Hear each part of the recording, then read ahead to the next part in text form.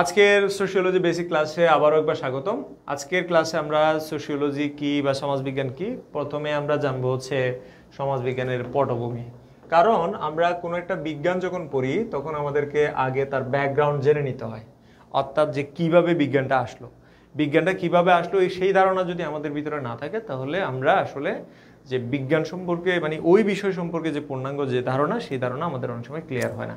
তো basic class দিয়ে আমরা শুরু করতে যাচ্ছি। বেসিক ক্লাসের আলোচনার মধ্যে আজকে প্রথমেই আমরা আলোচনা করব যে সমাজবিজ্ঞান কিভাবে আসলো। সমাজবিজ্ঞান কিভাবে আসলো এর চেয়ে বড় প্রশ্ন হচ্ছে যে সমাজবিজ্ঞানের উৎপত্তির আগে তো নিশ্চয়ই সমাজের উৎপত্তি হয়েছে, তাই না? সমাজের উৎপত্তির আগে কিন্তু যে সমাজের পৃথিবীর সৃষ্টি হয়েছে। সমাজের উৎপত্তির আগে পৃথিবীর সৃষ্টি হয়েছে, পৃথিবীতে মানুষেরা আসছে, মানুষেরা আসার পরে সমাজ তৈরি করেছে। সমাজ তৈরির পরে সমাজ নিয়ে ভাবতে ভাবতে ভাবতে ভাবতে মানুষের দীর্ঘ সময় পরে সমাজের যে বিজ্ঞান, যেটাকে আমরা সমাজবিজ্ঞান বলছি, সেই সমাজবিজ্ঞানটার উৎপত্তি হয়েছে। তাহলে সমাজবিজ্ঞানের বিষয়টা জানার আগে আমাদেরকে সমাজের বিষয়ে জানতে হবে, সমাজের বিষয়ে জানার আগে মানুষের উৎপত্তি সম্পর্কে জানতে হবে, উৎপত্তি সম্পর্কে জানার আগে আমাদের পৃথিবী সম্পর্কে জানতে হবে। আজকে যে আমরা পৃথিবীতে আছি সেই পৃথিবীর উৎপত্তি হয়েছে, মানে পৃথিবীর সৃষ্টি হয়েছে। পৃথিবীর সৃষ্টি এটা প্রায় 4.6 বিলিয়ন বছর আগে। কয় বিলিয়ন বছর আগে? 4.6 বিলিয়ন বছর আগে। এই পৃথিবীতে মানুষের আবির্ভাব, মানে পৃথিবীতে মানুষের আবির্ভাব হয়েছে, মানুষের আবির্ভাব হয়েছে প্রায় 40 লক্ষ বছর আগে। 40 লক্ষ বছর আগে, মানে যীশু খ্রিস্টের জন্মেরও 40 লক্ষ বছর আগে মানুষের আবির্ভাব হয়েছে। এই পৃথিবীতে মানুষেরা যারা মানে পৃথিবীতে আসলো 40 লক্ষ বছর আগে, তারা সমাজ সৃষ্টি করেছে কখন জানো? যীশু খ্রিস্টের জন্মের মাত্র 11,650 বছর আগে। তার মানে সমাজের সৃষ্টি বেশি দিন হয় নাই। পৃথিবীর সৃষ্টি অনেক পুরাতন হলেও সেই পৃথিবীতে মানুষের আবির্ভাব হয়েছে মাত্র 40 লক্ষ বছর আগে। আর সেই মানুষেরা সমাজ সৃষ্টি করেছে, যে সমাজের বিকাশ ঘটেছে, সমাজের বিকাশ ঘটেছে কখন? সমাজের বিকাশ ঘটেছে 11,650 খ্রিস্টপূর্বে। তাহলে কখন সমাজের আবির্ভাব ঘটেছে বা সমাজের সৃষ্টি হয়েছে? 11,650 পূর্বে সমাজের বিকাশ ঘটেছে।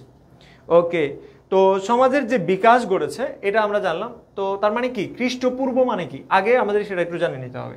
খ্রিস্টপূর্ব মানে হচ্ছে যীশু খ্রিস্ট যিনি আছেন, এই যীশু খ্রিস্টের জন্মের, মানে যীশু খ্রিস্ট মানে হচ্ছে আমাদের হযরত ঈসা আলাইহিস সালাম, মুসলমানদের হযরত ঈসা আলাইহিস সালাম, আর হচ্ছে খ্রিস্টানদের যীশু খ্রিস্ট। এই যীশু খ্রিস্টের জন্মের আগে যেটা, সেটা হচ্ছে খ্রিস্টপূর্ব। তাহলে যীশু খ্রিস্টের জন্মের 11,650 বছর আগে মানুষেরা সমাজ গড়ে তুলেছে। আর যীশু খ্রিস্টের জন্মের পরে এখন কয় বছর হয়ে গেছে? যীশু খ্রিস্টের জন্মের পর হয়ে গেছে এখন 2025 বছর। তাহলে জন্মের আগে এবং পরে দুইটা সময়। এটা হচ্ছে খ্রিস্টাব্দ, এটা হচ্ছে কি খ্রিস্টাব্দ। আমরা যে এখন খ্রিস্টাব্দ বলি, এই খ্রিস্টাব্দ হচ্ছে এটা, আর খ্রিস্টপূর্ব হচ্ছে এটা 11,650। তাহলে যীশু খ্রিস্টের জন্মেরও অনেক আগে, তার মানে এখন অলমোস্ট 13,675 বছর হয়েছে এই পৃথিবীর আবির্ভাব হয়েছে।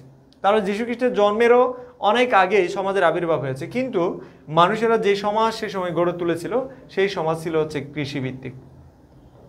কি ভিত্তিক? কৃষিভিত্তিক। তাহলে আমরা প্রথম দিকে যেই সমাজ আমরা গড়ে তুলেছিলাম সেই সমাজ ছিল কৃষিভিত্তিক সমাজ। এই কৃষিভিত্তিক সমাজের মধ্যে আমরা দীর্ঘ সময় অতিক্রম করেছি, আমরা দীর্ঘকাল অতিক্রম করেছি, এবং দীর্ঘ সময় অতিক্রান্ত করার মধ্য দিয়ে আমরা সমাজের মধ্যে ব্যাপক পরিবর্তন এনেছি। যুগে যুগে আমরা সমাজ নিয়ে ভেবেছি, সভ্যতা গড়ে তুলেছে, সভ্যতা বিনাশ হয়েছে।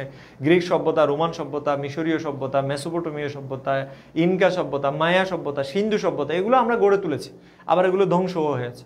যুগের পরিক্রমায় আমরা আজকে যেই অবস্থানে দাঁড়িয়ে আছি সেই অবস্থানটা হচ্ছে নগর সমাজ। এই যে আমরা অনেকে শহরে যারা আছি, আমরা নগর সমাজে আছি, আমরা শিল্প সমাজে আছি, যেই সমাজের মধ্যে উৎপাদন কৃষি নয় বরং শিল্প কারখানায় হচ্ছে উৎপাদনের মূল চালিকা শক্তি। যে সমাজে কৃষিকাজ মূল অর্থনীতি নয়, যেখানে শিল্প কারখানায় অফিস আদালতে চাকরি হচ্ছে এখানে মূল অর্থনীতি, তাহলে আমরা যেই সমাজে আছি সেই সমাজটা হচ্ছে শিল্পভিত্তিক অর্থনীতির সমাজ। এই সমাজটা কিভাবে গড়ে উঠেছে, কিভাবে হয়েছে, সেই বিষয়গুলো নিয়ে আমরা আলোচনায় যাব। তার আগে আমাদেরকে বলতে হবে যে বিশেষ করে কেন শিল্পভিত্তিক সমাজের উৎপত্তি হলো। আমরা যেটা বললাম একটু আগে, যেটা বললাম যীশু খ্রিস্টের জন্মের 650 বছর আগে যেই সমাজের আবির্ভাব হয়েছে সেই সমাজটা ছিল কৃষিভিত্তিক গ্রামীণ সমাজ, অর্থাৎ কৃষিভিত্তিক সমাজ। আমি জাস্ট কৃষিভিত্তিক সমাজ লিখলাম। আজকে আমরা যে পর্যায়ে দাঁড়িয়ে আছি, যেখানে আছি, বর্তমানে যেখানে আছি, আমি যেখানে আছি, আমি একটা শহরে আছি, চট্টগ্রাম শহর। তোমরাও অনেকে হয়তো বা জেলা শহর থেকে যুক্ত হয়েছো। এই যে চট্টগ্রাম শহর থেকে আমি যুক্ত আছি, এটা হচ্ছে কৃষিভিত্তিক সমাজের পরবর্তী পর্যায়ে, অর্থাৎ আমরা এখন শিল্পভিত্তিক সমাজে আছি। তাহলে এখন আমরা যে শিল্পভিত্তিক সমাজে আছি, এই শিল্পভিত্তিক সমাজ কি আমরা গড়ে তুলেছিলাম? উত্তর হচ্ছে অতীতে আমরা গড়ে তুলি নাই, বাট বর্তমানে আমরা সেই সমাজের মধ্যে অবস্থান করছি। কি এমন ঘটনা ঘটলো যে কৃষিভিত্তিক সমাজ ছেড়ে দিয়ে আমরা শিল্পভিত্তিক সমাজে আসলাম? কেন এমনটা হলো? এটার পিছনে মূল কারণ হচ্ছে শিল্প বিপ্লব। শিল্প বিপ্লব যদি না ঘটতো, আজকে শিল্পভিত্তিক সমাজের উৎপত্তি ঘটতো না। তাহলে শিল্প বিপ্লব নিয়ে আমাদেরকে একটু জানতে হবে। শিল্প বিপ্লব তোমাদেরকে এটা পড়া দিব আমি। শিল্প বিপ্লব, শিল্প বিপ্লবটা তোমাদেরকে গুগলে দেখার জন্য বলবো এবং তোমরা ক্লাস শেষে সেটা করবা। গুগলে দেখবা শিল্প বিপ্লবটা কি। শিল্প বিপ্লবটা হয়েছে মূলত ইংল্যান্ডে। এই শিল্প বিপ্লবটা বর্তমানে 4টা ভাগে বিভক্ত। মানে শিল্প বিপ্লবটা ঘটছে ইংল্যান্ডে, সময়টা হচ্ছে 1760। আবার অনেকে এটাকে 4টা স্তরে ভাগ করে। একটা হচ্ছে ফার্স্ট ইন্ডাস্ট্রিয়াল রেভলিউশন, প্রথম শিল্প বিপ্লব, যেটা 1760 থেকে 1840 এটা অনেকে বলে। আবার অনেকে এটাকে 1750 থেকে 1850 বলে উল্লেখ করে। এটা কোনো ফ্যাক্ট না, বাট আমাদের মনে রাখতে হবে শিল্প বিপ্লবের মধ্য দিয়েই আমরা কৃষিভিত্তিক সমাজ থেকে শিল্পভিত্তিক সমাজের দিকে যাত্রা করলাম। আমরা আজকে সেখানে এসে উপনীত হয়েছি। আমরা এখন যে শিল্পভিত্তিক সমাজে আছি, এই শিল্পভিত্তিক সমাজের মূল কারণ হচ্ছে শিল্প বিপ্লব। যদি পৃথিবীতে শিল্প বিপ্লব না ঘটতো, তাহলে হয়তো শিল্পভিত্তিক সমাজের উৎপত্তি হতো না।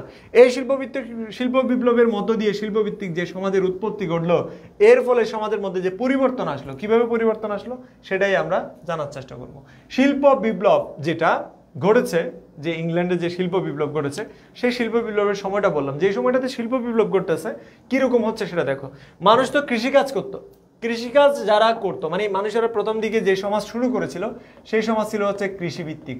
কি ভিত্তিক?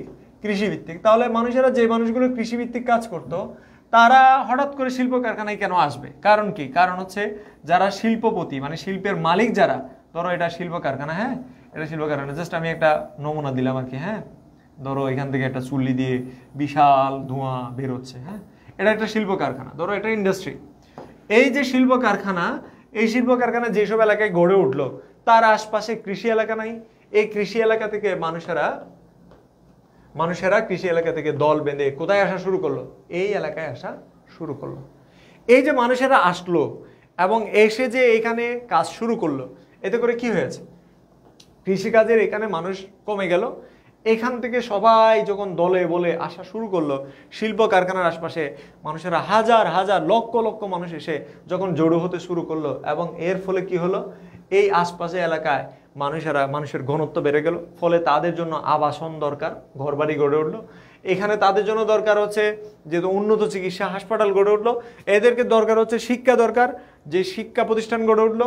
তাদের খেলাধুলা দরকার, খেলার মাঠ গড়ে উঠলো। এইভাবে করতে করতে গোড়াপত্তন ঘটলো নগর।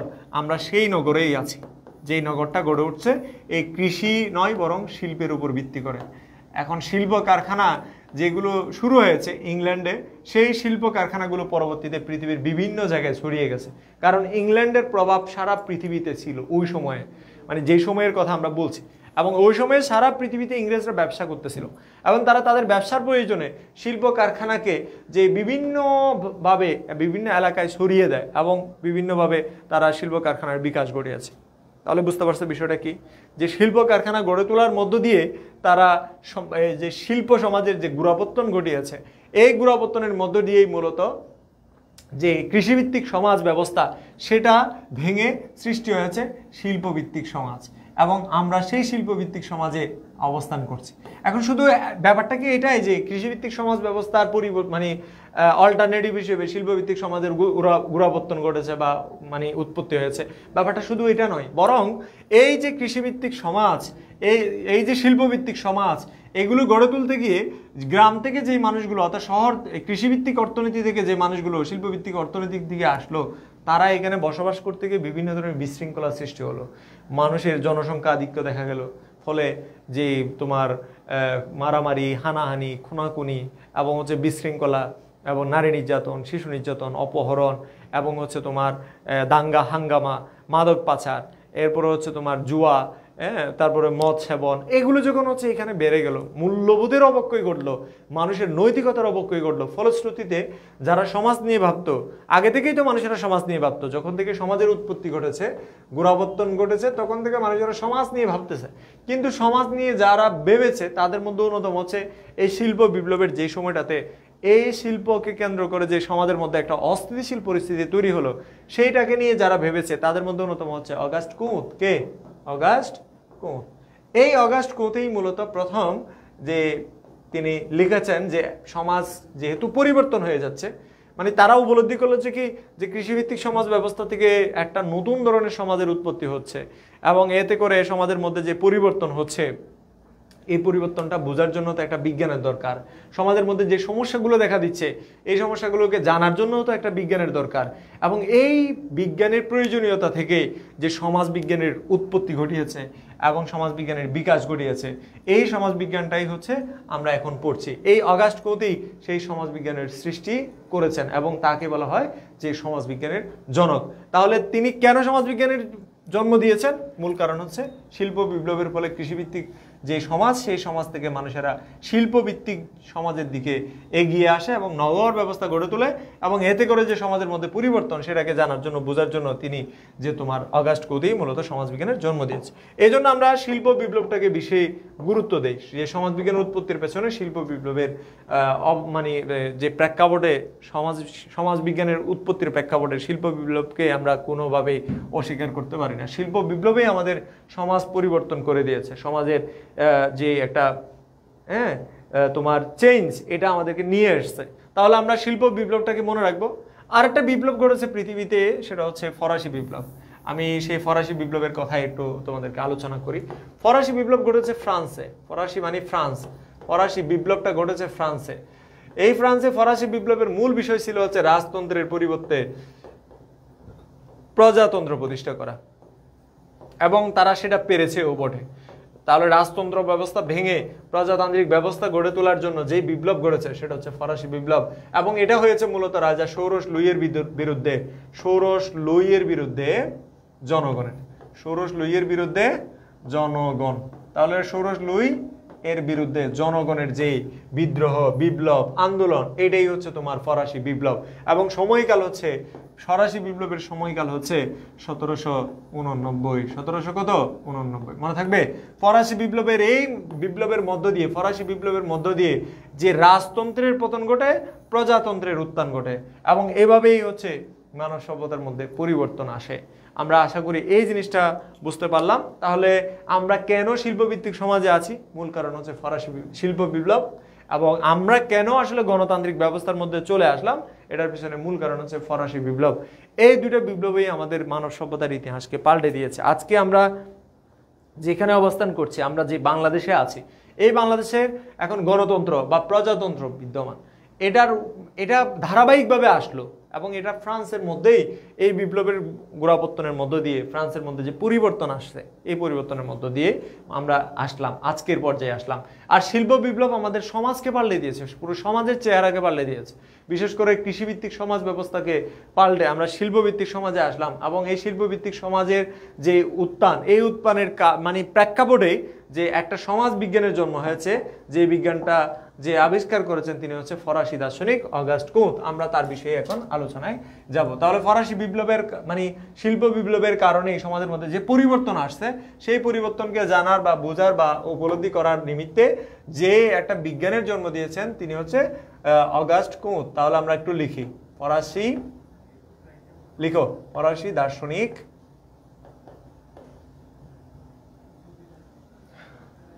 অগাস্ট কুঁত। অগাস্ট কুঁত তার রচিত 6 খণ্ডে বিভক্ত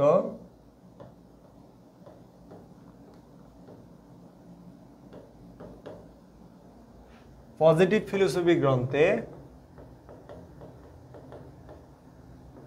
পজিটিভ ফিলোসফি 1830 থেকে 1800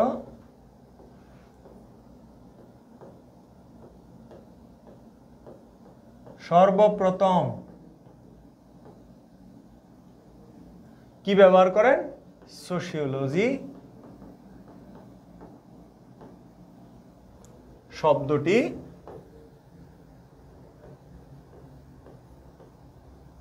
ব্যবহার করেন। এটা তোমরা মাস্ট লিখে নাও, এটা তোমাদের বইয়েও আছে, বাট আমি তোমাদেরকে লিখাইলাম, এটা মাস্ট অবশ্যই তোমরা লিখে নাও।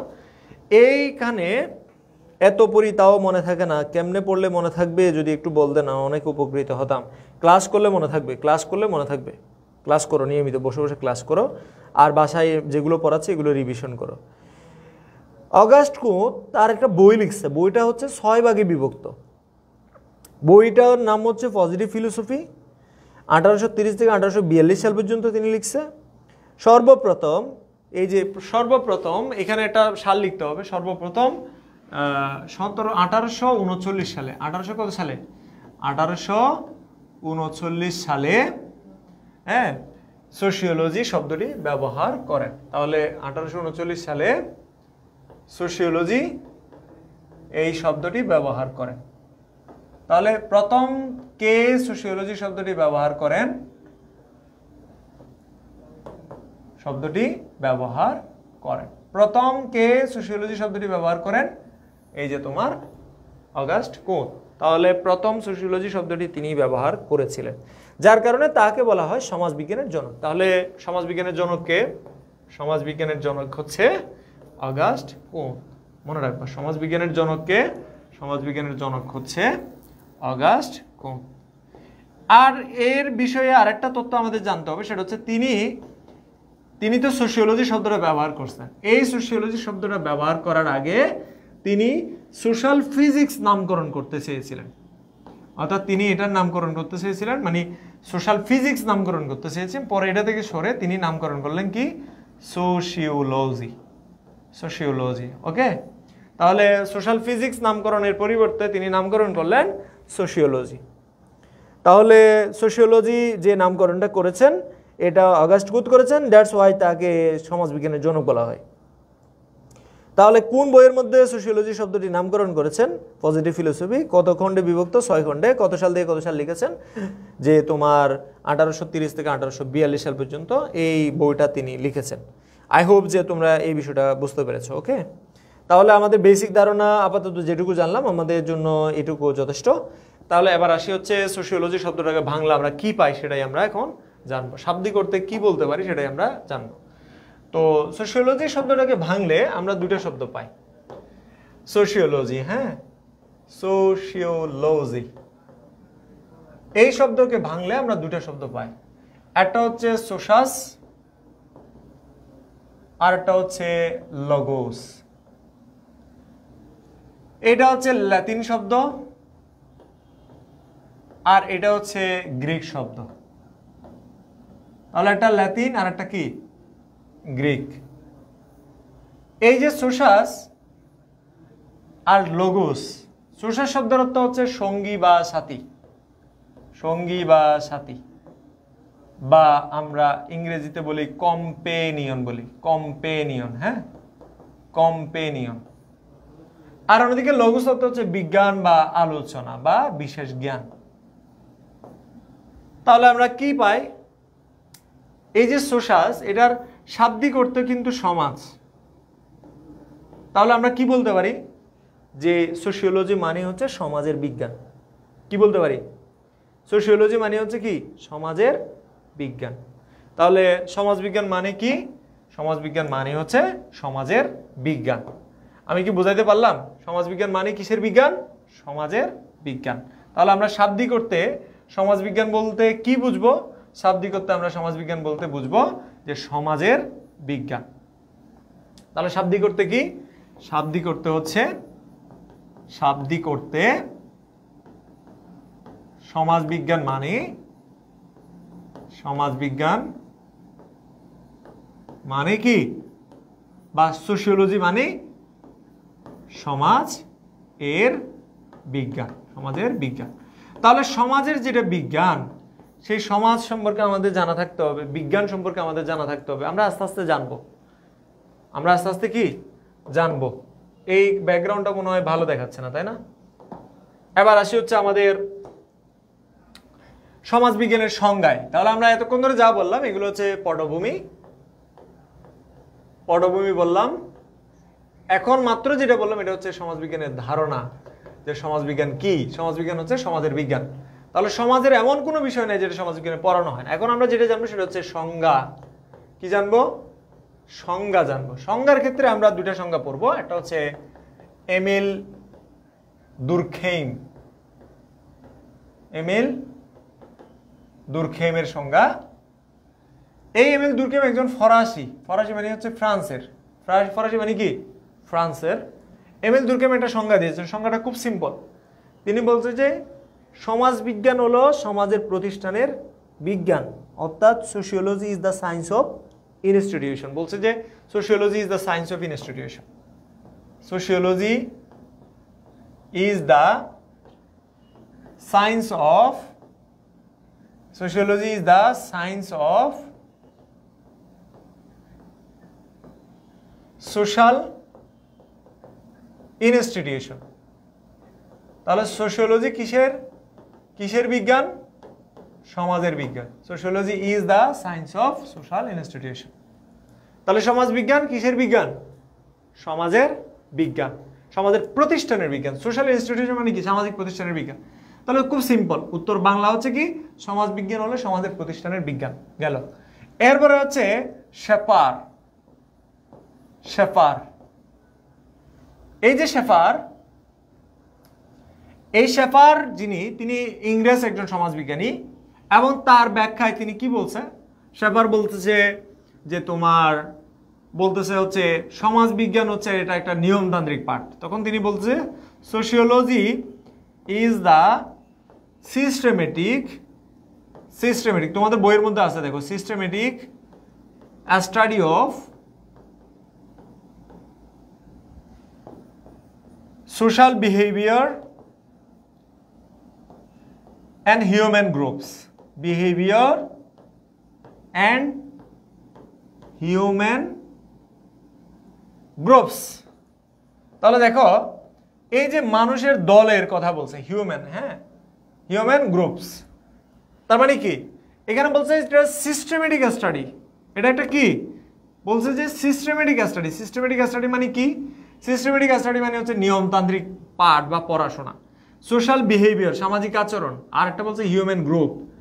এই যে তোমার দেখো এইটুকু জানলে তুমি তিনটে শব্দ মনে রাখতে হবে মেনলি। সিস্টেমেটিক স্টাডি, তিনটে জিনিস। স্যার এত তাড়াতাড়ি লিখছেন, আমি তো আপনার লেখার সাথে লিখতে পারছি না।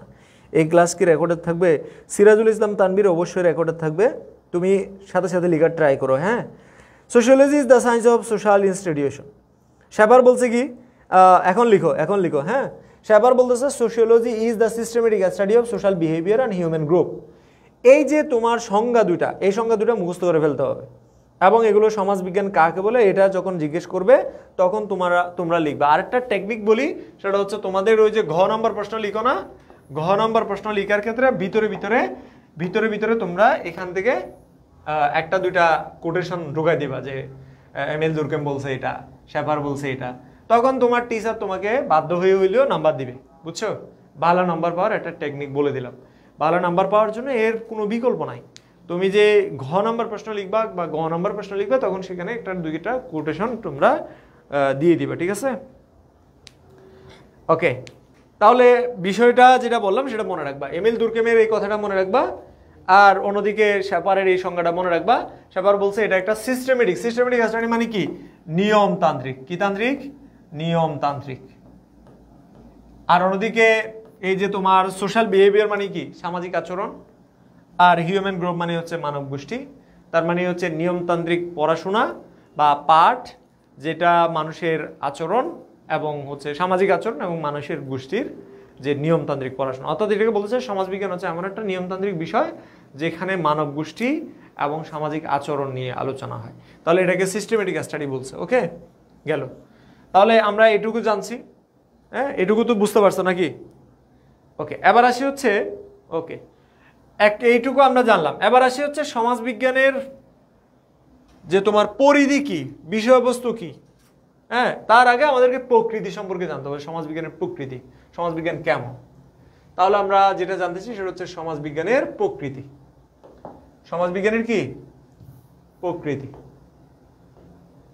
সমাজবিজ্ঞানের প্রকৃতি, নেচার অফ সোশিওলজি, যে এটা কেমন বিজ্ঞান। আমরা এটা ডিরেক্ট হচ্ছে আমরা আমাদের স্লাইডে চলে যাব। প্রকৃতি, সমাজবিজ্ঞান কেমন বিজ্ঞান। আমরা মাত্রই জানলাম যে সমাজবিজ্ঞানের সমাজের বিষয়গুলো পড়ানো হয়, তাই না? তাহলে সমাজ সম্পর্কিত পাঠ বা বিষয়। সমাজবিজ্ঞান মূলত সমাজের পূর্ণাঙ্গ পাঠ, মানে সমাজের সবকিছু এখানে অন্তর্ভুক্ত। সমাজ কাঠামো সম্পর্কিত অধ্যয়ন, একই কথা, এগুলো তিনটাই হচ্ছে সিমিলার। সমাজবিজ্ঞান একটি বিশ্লেষণধর্মী বিজ্ঞান, এটা একটু ব্যাখ্যা করতে হয়। বিশ্লেষণধর্মী মানে কি? বিশ্লেষণধর্মী মানে হচ্ছে যে এখানে সব কিছু ব্যাখ্যা বিশ্লেষণের মাধ্যমে বোঝাতে হয়, এটাই হচ্ছে বিশ্লেষণধর্মী। তাহলে সমাজবিজ্ঞান একটা বিশ্লেষণধর্মী বিজ্ঞান বলতে এটাই বোঝানো হচ্ছে, এখানে বিশ্লেষণের মাধ্যমে বিষয়গুলোকে বোঝানো হয়ে থাকে। তাহলে সমাজবিজ্ঞান একটা বিশ্লেষণধর্মী বিজ্ঞান। সমাজবিজ্ঞান যে মূল্যবোধ নিরপেক্ষ বিজ্ঞান, বলতেছে সমাজবিজ্ঞান একটা মূল্যবোধ নিরপেক্ষ বিজ্ঞান। কেন? কারণ সমাজবিজ্ঞান হচ্ছে যে মূল্যবোধ নিরপেক্ষ দৃষ্টিকোণ থেকে সবকিছুকে ব্যাখ্যা করার চেষ্টা করে। মূল্যবোধ নিরপেক্ষ কি আমি তোমাদেরকে একটু সহজ করে বলি। মূল্যবোধ মানে হচ্ছে যখন আমরা কোনো কিছুকে ভালো মন্দ বিচার করি তখন আমরা কোনো একটা পক্ষ অবলম্বন করি, কিন্তু সমাজবিজ্ঞান এখানে কারো পক্ষ অবলম্বন করতে পারবে না। সমাজবিজ্ঞান না কোনো ধর্মের, না কোনো বর্ণের, না কোনো শ্রেণীর, না কোনো পেশার, না কোনো গোষ্ঠীর পারবে না। সমাজবিজ্ঞান করতে হবে নিরপেক্ষ বিশ্লেষণ। এই জন্য সমাজবিজ্ঞান অবশ্যই মূল্যবোধ নিরপেক্ষ একটা বিজ্ঞান। সমাজবিজ্ঞান একটা পর্যবেক্ষণমূলক বিজ্ঞান, কারণ সমাজবিজ্ঞান এমন একটা বিজ্ঞান যেখানে সবকিছু দেখে বিশ্লেষণ করা হয়। এই যে আমরা সমাজের মধ্যে অনেক বিষয় আছে, যেমন ধরো মাদকাসক্তি আছে, ডিভোর্স আছে, এবং আরো অন্যান্য যে বিষয়গুলো আছে, যে সেখানে সমাজবিজ্ঞান বলতেছে পর্যবেক্ষণের মাধ্যমেই সেগুলো কি করতে হবে, যে তোমার তুলে আনতে হবে। ডিভোর্স বলো, অন্যান্য বিষয় বলো, সবকিছুই পর্যবেক্ষণের মাধ্যমে সেটা তুলে আনতে হবে। এই কারণে সমাজবিজ্ঞানকে বলছে পর্যবেক্ষণমূলক বিজ্ঞান। আমার কথাই বুঝতে পারছো? তাহলে সমাজবিজ্ঞান কি ধরনের বিজ্ঞান? এটা একটা পর্যবেক্ষণমূলক বিজ্ঞান। আর এটা হচ্ছে সামাজিক স্থিতিশীলতা ও গতিশীলতার বিজ্ঞান। এটার মানে কি? সামাজিক স্থিতিশীল ও গতিশীল, এটা আমি অগাস কোতের ক্ষেত্রে বললাম। সমাজের কিছু বিষয় আছে স্থির, সেটা নিয়েও সমাজবিজ্ঞান আলোচনা করে। সমাজের কিছু বিষয় আছে গতিশীল, সেগুলো নিয়েও সমাজবিজ্ঞান আলোচনা করে। বস্তুনিষ্ঠ বিজ্ঞান, এটার মানে হচ্ছে যেটা যেরকম সেটাকে সেভাবে ব্যাখ্যা করা সমাজবিজ্ঞানের কাজ। সমাজবিজ্ঞান কোনো কিছুকে অতিরঞ্জিত করে না। যেমন আমরা সাহিত্যে মেঘের মতো চুল, হ্যাঁ, তারপরে হচ্ছে তোমার নাকের বাঁশির মতো নাক, আবার বলতেছে হচ্ছে তোমার হরিণের মতো চোখ, এটা সাহিত্যে সাজে, বাট সমাজবিজ্ঞানে সেটা আমরা পারি না। কারণ সমাজবিজ্ঞান একটা বিজ্ঞান, এখানে বস্তুনিষ্ঠভাবে আলোচনা করতে হবে, যেটা যেরকম সেটাকে সেভাবে ব্যাখ্যা করতে হবে। এখানে অতিরঞ্জিত করে বলার বা হচ্ছে তোমার মাধুরী মিশিয়ে, হ্যাঁ, তারপরে হচ্ছে তোমার মজার ছলে বলার কোনো সুযোগ এখানে নাই। এটা বিশ্লেষণধর্মী বিজ্ঞান, এটা বস্তুনিষ্ঠ বিজ্ঞান, গবেষণাধর্মী বিজ্ঞান। গবেষণাধর্মী কেন? কারণ হচ্ছে সমাজের প্রত্যেকটা বিষয় সমাজবিজ্ঞানে তুলে আনার ক্ষেত্রে অবশ্যই অবশ্যই গবেষণার মাধ্যমে সেটা তুলে আনতে হবে। এই কারণে যে তোমার সমাজ বিজ্ঞানটাকে একটা গবেষণাধর্মী বিজ্ঞান বলে, অর্থাৎ গবেষণার মাধ্যমেই সেটা তুলে আনা হয়। এই জন্য সমাজবিজ্ঞান একটা গবেষণাধর্মী বিজ্ঞান। তো একজন আমাকে প্রশ্ন করছে এটা আমি কোন বই থেকে তুলে এনেছি। এটা হচ্ছে কম্পারেটিভলি সব বই, এখানে অনেকগুলো বই থেকে গুরুত্বপূর্ণ পয়েন্টগুলো তুলে আনা হয়েছে, মানে যাতে করে তোমাদের যা পড়াচ্ছি তাই পরীক্ষায় আসে। মানে এমন যাতে না হয় আমি একটা বই থেকে পড়াইলাম প্রশ্ন আর একটা বই থেকে করলো, এমন যাতে না হয়। ঠিক আছে, আমার সাবজেক্টগুলো দেখবা তোমরা, প্রত্যেকটা মানে আমি প্রত্যেকটা যেগুলোই পড়াচ্ছি সবগুলোতে কিন্তু এরকম, অর্থাৎ আমি এমনভাবে পড়াচ্ছি যাতে কি না হয় যে এটা পড়াইলাম পরীক্ষা এটা আসলো, মানে এটা আসলো না, আরেকটা বই থেকে আসলো। সবগুলো বই থেকে কম্পারেটিভলি যেগুলো গুরুত্বপূর্ণ সেগুলো। তাত্ত্বিক বিজ্ঞান মানে কি? এখানে সবকিছু থিওরি বা গবেষণার পরে যে প্রাপ্ত ফলাফল সেটার উপর ভিত্তি করে যে থিওরি তৈরি হয়, সেই থিওরির উপর ভিত্তি করে বা তথ্যের উপর ভিত্তি করে সেটা আমরা সমাজবিজ্ঞানের মধ্যে আলোচনা করে থাকি। এই কারণে সমাজবিজ্ঞান একটা তাত্ত্বিক বিজ্ঞান। এই যে তাত্ত্বিক মানে থিওরি থেকে যে তত্ত্ব আসে, এই যে তত্ত্ব, এই তত্ত্বের বিজ্ঞান বলা হচ্ছে তাত্ত্বিক বিজ্ঞান। আর যৌক্তিক ও বাস্তবসম্মত, কারণ হচ্ছে অযৌক্তিক কোনো কিছু এবং অবাস্তব কোনো কিছু সমাজবিজ্ঞানের মধ্যে নাই এবং ব্যাখ্যা করাও এটাতে সম্ভব না। সার্বজনীন সমাজ সম্পর্কিত পাঠ, কারণ তোমরা জানো সেই সমাজবিজ্ঞান মানেই সমাজের বিজ্ঞান, সমাজের বিষয়বস্তু নিয়ে পড়ানো হয় সমাজবিজ্ঞানে, এই জন্য সার্বজনীন সমাজ সম্পর্কিত পাঠ বলছে। সমাজবিজ্ঞান একটি তাত্ত্বিক বিজ্ঞান, এটা বুঝছো তো, মানে এটাতে সবকিছু থিওরি বা তত্ত্বের মাধ্যমে ব্যাখ্যা করা হয়, এ কারণে আমরা এটাকে তাত্ত্বিক বিজ্ঞান বলতেছি। যেমন ধরো মানুষ কেন সুইসাইড করে, একটা থিওরির মাধ্যমে প্রেজেন্ট করতে হবে। মানুষ কেন মাদক সেবন করে, থিওরির মাধ্যমে উপস্থাপন করতে হবে।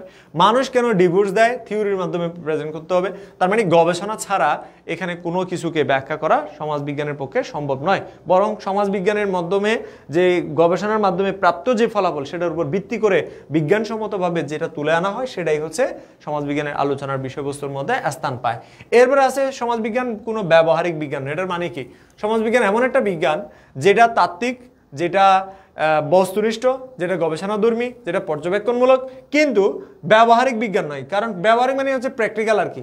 ব্যবহারিক মানে কি? প্র্যাকটিক্যাল। প্র্যাকটিক্যাল কোনো সায়েন্স নয়। কেন নয়?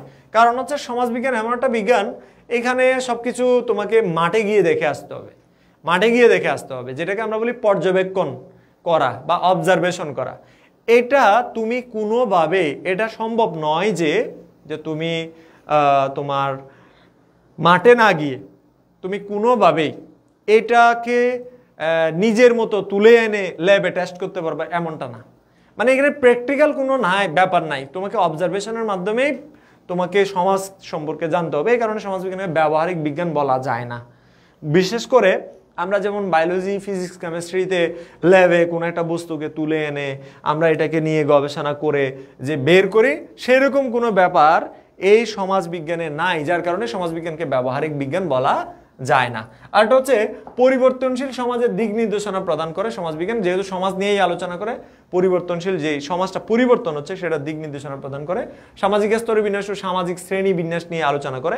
এটা আর একটা বিষয় আছে, সেটা হচ্ছে কি সমাজবিজ্ঞান কোনো তোমার ফলিত বিজ্ঞান নয়। ফলিত বিজ্ঞান মানে কি? ফলিত বিজ্ঞান মানে হচ্ছে এটা একটা যে তোমার পরিশুদ্ধ বিজ্ঞান। সমাজবিজ্ঞান একটা কি বিজ্ঞান? পরিশুদ্ধ বিজ্ঞান। এটা কোনো ফলিত বিজ্ঞান নয়, এটা একটা পরিশুদ্ধ বিজ্ঞান, এটা কোনো ফলিত বিজ্ঞান নয়। পরিশুদ্ধ আর ফলিত বিজ্ঞান মানে কি? ফলিত কোনো বিষয় নয়, ফলিত কোনো বিজ্ঞান নয়।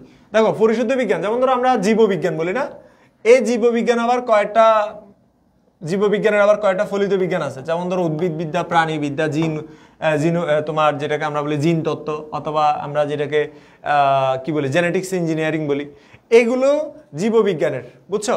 তো এই জায়গায় সমাজবিজ্ঞান কিন্তু অন্য কোনো, যেমন ধরো আমরা উদ্ভিদবিদ্যা যেটা আছে, এটা তো বায়োলজির একটা তোমার একটা ফলিত বিষয়, তাই না? সমাজবিজ্ঞান কিন্তু সেরকম কোনো ফলিত বিষয় নয়, বরং সমাজবিজ্ঞান বায়োলজির বা জীববিজ্ঞানের মতো একটা পরিশুদ্ধ বিজ্ঞান। এটাই বোঝাচ্ছে যে সমাজবিজ্ঞান নিজে একটা বিজ্ঞান, অন্য কোনো বিজ্ঞানের শাখা নয়, এটা বলছে। এরপরে আমরা সমাজবিজ্ঞানের পরিধি বিষয়বস্তুতে যাব, তাহলে আমরা আবার একটু চোখ বুলিয়ে নিই। সমাজবিজ্ঞানের প্রকৃতি বা পরিধি হচ্ছে সমাজবিজ্ঞানের প্রকৃতি হচ্ছে এগুলা। সিরাজুল ইসলাম তানবীর, স্যার আমরা ক্লাসের স্লাইড কি পাবো? আচ্ছা, তুমি ক্লাসের স্লাইড না পেলেও বাবু তুমি ওই পিডিএফ ফাইল পেয়ে যাবে, ঠিক আছে? যেহেতু তুমি আমার স্টুডেন্ট ভর্তি হিসেবে আছো, তাহলে তুমি এগুলো পেয়ে যাবে, ঠিক আছে? তাহলে সমাজবিজ্ঞানের প্রকৃতির ক্ষেত্রে, নেচার অফ সোশিওলজির ক্ষেত্রে আমরা পেলাম কি, যে সমাজবিজ্ঞান এটা হচ্ছে তোমার বস্তুনিষ্ঠ বিজ্ঞান, সমাজবিজ্ঞান এটা সমাজ সম্পর্কিত বিজ্ঞান, তাত্ত্বিক বিজ্ঞান, এবং হচ্ছে সমাজবিজ্ঞান একটা ব্যবহারিক বিজ্ঞান নয়, এবং সমাজবিজ্ঞান কোনো ফলিত বিজ্ঞান নয়, এবং সমাজবিজ্ঞান হচ্ছে মূল্যবোধ নিরপেক্ষ বিজ্ঞান। পরীক্ষায় একটা প্রশ্ন আসতে পারে, অনুধাবনমূলক প্রশ্ন, যে সমাজবিজ্ঞান মূল্যবোধ নিরপেক্ষ বিজ্ঞান ব্যাখ্যা করো। তো সমাজবিজ্ঞান যেহেতু কোনো ধর্ম, বর্ণ, গোষ্ঠী, জাত পাত এগুলোর পক্ষে না গিয়ে নিরপেক্ষ দৃষ্টিকোণ থেকে সমাজের ঘটনাগুলোকে ব্যাখ্যা করে, that's why sociology is a value free science. Okay, তাহলে মূল্যবোধ নিরপেক্ষ বিজ্ঞান। পরিধি বিষয়বস্তুতে চলে যায়। পরিধি বিষয়বস্তুতে সমাজবিজ্ঞানকে প্রধান দুই ভাগে ভাগ করছে অগাস্ট কোত নিজেই।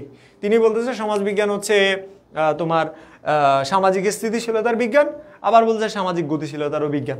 তাহলে তিনি বুঝাইতে চাচ্ছে সমাজবিজ্ঞান একটা স্থিতিশীলতার বিজ্ঞান, আবার কি গতিশীলতারও বিজ্ঞান বলে তিনি উল্লেখ করেছে। তার মানে তার দৃষ্টিতে সমাজের কিছু বিষয় হচ্ছে স্থির আর কিছু বিষয় হচ্ছে গতিশীল, এবং সমাজের যে স্থির বিষয়গুলো আছে সেগুলো নিয়ে সমাজের স্থিতিশীলতার টপিকে আলোচনা হয়, সমাজের গতিশীলতার বিষয়গুলো সমাজের গতিশীলতার টপিকে আলোচনা হয়। তার কথা হচ্ছে সমাজবিজ্ঞানকে 2 ভাগে ভাগ করা যায়।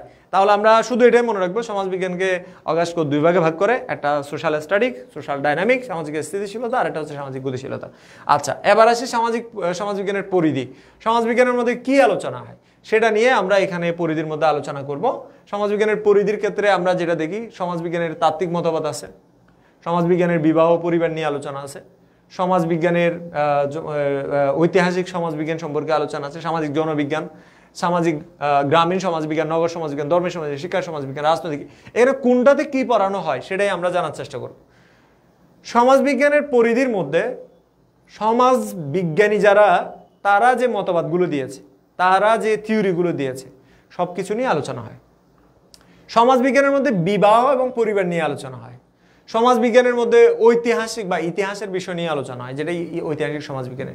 তাহলে দেখো, বিবাহ পরিবার নিয়ে আলোচনা আছে, তাত্ত্বিকদের যে থিওরিগুলো অর্থাৎ যে তত্ত্বগুলো আছে, তারা যে সর্বজন গ্রাহ্য যে কথাগুলো বলেছে সেগুলো আছে। ঐতিহাসিক সমাজবিজ্ঞানের মূল আলোচনার বিষয় হচ্ছে ইতিহাস, ঐতিহ্য, সমাজের ইতিহাস, এটা ঐতিহাসিক সমাজবিজ্ঞানে আছে, আলোচনা আছে। সামাজিক জনবিজ্ঞানের আলোচনার বিষয়বস্তু হচ্ছে সমাজের মানুষ, সমাজের মানুষেরা কিভাবে জীবনযাপন, মানে কিভাবে জীবনযাপন, বিশেষ করে সমাজের নারীর সংখ্যা কত, পুরুষের সংখ্যা কত, তাদের আয় কেমন, তাদের বয়স কীরকম, তাদের অর্থনৈতিক অবস্থা কি, সামগ্রিক সব কিছু সামাজিক জনবিজ্ঞানের আলোচনার বিষয়। আরেকটা হচ্ছে গ্রামীণ সমাজবিজ্ঞান আছে। গ্রামীণ সমাজবিজ্ঞানের মূল আলোচনার বিষয় হচ্ছে গ্রাম, গ্রাম সমাজ, গ্রাম সমাজের কাঠামো, গ্রাম সমাজের স্তরবিন্যাস, গ্রাম সমাজের ক্ষমতা চর্চা কিভাবে হয়, অর্থাৎ গ্রাম সমাজ নিয়ে গ্রামীণ সমাজবিজ্ঞান আলোচনা হয়। নগর সমাজবিজ্ঞান, নগর অর্থাৎ যে রুরাল সোশিওলজি এবং আরবান সোশিওলজি, এগুলো কিন্তু অনার্সে পুরো কোর্স হিসেবে পড়ানো হয়। বাট এখানে যেহেতু একটা বলছে যে নগর সমাজবিজ্ঞানে যেটা আলোচনা হয় সেটা হচ্ছে কি নগরের কাঠামো, নগরের স্তরবিন্যাস, নগরের সামগ্রিক সব কিছু নিয়ে আলোচনা হয় এই নগর সমাজবিজ্ঞানে। ধর্মের সমাজবিজ্ঞানে ধর্ম কিভাবে সমাজকে প্রভাবিত করে, ধর্মের বিকাশ, ধর্মের বিবর্তন এবং ধর্ম কিভাবে তোমার বিবর্তিত হয় বা পরিবর্তিত হয়, সেই বিষয়গুলো নিয়েও ধর্মের সমাজবিজ্ঞান আলোচনা আছে। শিক্ষার সমাজবিজ্ঞান, একটা সমাজের জন্য যে কী ধরনের শিক্ষা প্রয়োজন এবং শিক্ষা ব্যবস্থা কেমন হওয়া উচিত সেই বিষয় নিয়ে শিক্ষার সমাজবিজ্ঞানে আলোচনা আছে। শিক্ষা মানুষের কী ধরনের পরিবর্তন ঘটায় সেই বিষয় নিয়ে আলোচনা আছে। রাজনৈতিক সমাজবিজ্ঞানে রাষ্ট্রের যে প্রতিষ্ঠানগুলো রয়েছে, রাজনৈতিক দল রয়েছে, রাজনৈতিক ব্যবস্থা রয়েছে, সমাজ এবং রাজনীতি কিভাবে পরিবর্তিত হয় বা সমাজ এবং রাষ্ট্রে কিভাবে কাজ করে, এই বিষয়ে রাজনৈতিক সমাজবিজ্ঞানে আলোচনা রয়েছে। এরপরে আছে হচ্ছে অপরাধমূলক সমাজবিজ্ঞান, অপরাধ সমাজবিজ্ঞান। অপরাধ সমাজবিজ্ঞানের মূল বিষয় জানো যে তোমরা, পৃথিবীর এমন কোনো সমাজ নাই যেখানে অপরাধ নাই, অপরাধ সংগঠিত হয় না। পৃথিবীর সকল সমাজে সকল ক্ষেত্রে অপরাধ সংগঠিত হয়। এরকম অপরাধকে জানা, অপরাধ কি, অপরাধের প্রকার কি, অপরাধের ধরন কি, অপরাধ কিভাবে প্রতিকার করা যায়, অপরাধ কিভাবে নির্মূল করা যায়, সেই বিষয় নিয়ে যে বিজ্ঞানের আলোচনা সে অপরাধ সমাজবিজ্ঞান।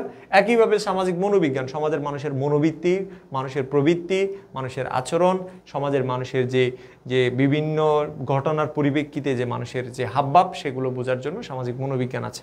এবং একইভাবে সামাজিক পরিসংখ্যানের মূল কাজ হচ্ছে সমাজের মানুষের যে সামাজিক গবেষণা, সেই সামাজিক গবেষণার ক্ষেত্রে যে বিভিন্ন হিসাব নিকাশ, সেগুলোর ক্ষেত্রে সহযোগিতা করা সামাজিক মনোবিজ্ঞানের কাজ, সামাজিক পরিসংখ্যানের কাজ।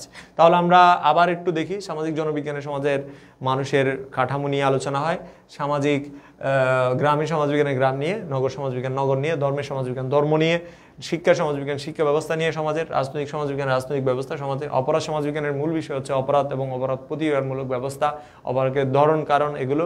এবং সামাজিক মনোবিজ্ঞানের সমাজের মানুষের মানসিক অবস্থা এবং মানুষের যে আচরণ। একইভাবে সামাজিক পরিসংখ্যানে গবেষণা সংক্রান্ত যত ধরনের বিষয়ে দরকার, সহযোগিতা দরকার, সেগুলো সামাজিক মনোবিজ্ঞান সহযোগিতা, সামাজিক পরিসংখ্যান সহযোগিতা করে থাকে। আমরা সমাজবিজ্ঞানের পাঠের প্রয়োজনীয়তা এবং সমাজবিজ্ঞানের বাকি অংশ নিয়ে নেক্সট ক্লাসে আলোচনা করব। তোমরা আজকের মতো এখানেই আমরা ক্লাসটি এখানেই রাখছি। তোমাদের কারো কোনো প্রশ্ন থাকলে সেটা অবশ্যই কমেন্ট সেকশনে জানাতে পারো, অথবা সরাসরি আমাকে SMS করতে পারো আমার হোয়াটসঅ্যাপ নাম্বারে। তোমরা নিশ্চয়ই জানো যে আমার হোয়াটসঅ্যাপ নাম্বার কি, এবং তোমাদের যদি কোনো প্রশ্ন থাকে জাস্ট নিজের পরিচয়টা দিবা, যে আমার নাম, তুমি কোন বেচে আছো, তোমার বেচ, তুমি যেহেতু এখন যে বেচে আছো সেই বেচের নাম উল্লেখ করবা, তোমার নাম, বেচ, এবং সাথে তুমি কি বলবা, বলবা যে নিজের প্রশ্ন প্রশ্ন এটা লিখে তুমি মেসেজ দিয়ে রাখবা। যদি আমি একদিনের ভিতর রিপ্লাই না করি তাহলে তুমি আবার একটা মেসেজ দিবা যে আমার মেসেজের উত্তরটা দেন নাই।